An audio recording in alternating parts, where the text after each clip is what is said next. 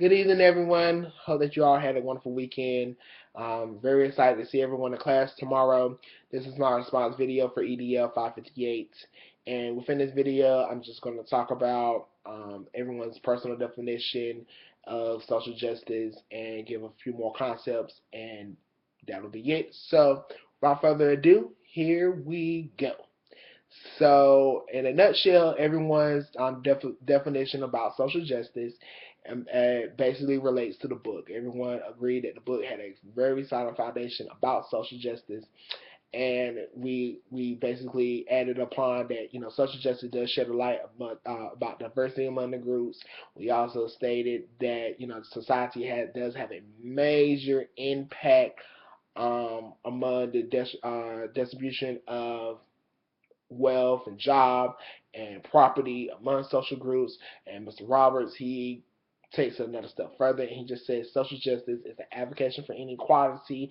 I personally agree with that statement because, as stated in my own definition about social justice, I stated that regardless of race, class, religion, sexual orientation, anything in that matter, that if a person has worked hard, a person that's very dedicated, and should be able to be recognized, should be able to get the acknowledgement, should be able to get the reward. And if they do not, because of that race and because of their class or religion, then that's where the justice is supposed to come in at. This is where a time where everyone should be able to stand up and say this is something, this is wrong.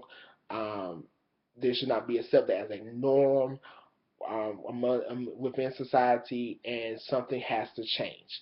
And I totally agree with that. Understand that Mr. Green and Ms. Hunt, they both stated about with social justice, you have oppression. Oppression has this very negative concept, sheds a very negative light of its own.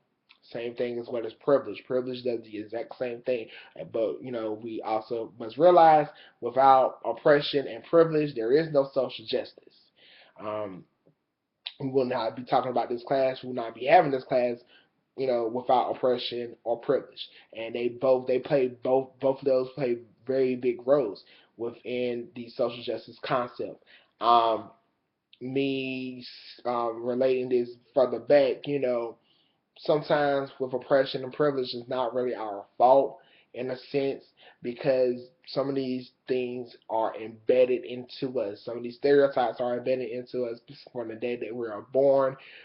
Due to on page 45 through 52 is the cycle of socialization. Like I said, from day one, we're taught as we were babies, as we were growing up into the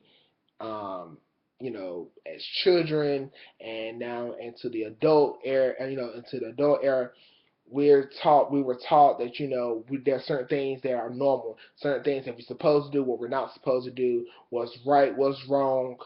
And what may be wrong, it is actually right based upon the social group that you're in. With boys, you're not supposed to show your emotions. You're supposed to be tough. You're supposed to be strong. With girls, you're supposed to step back and not be take the authoritative approach to anything.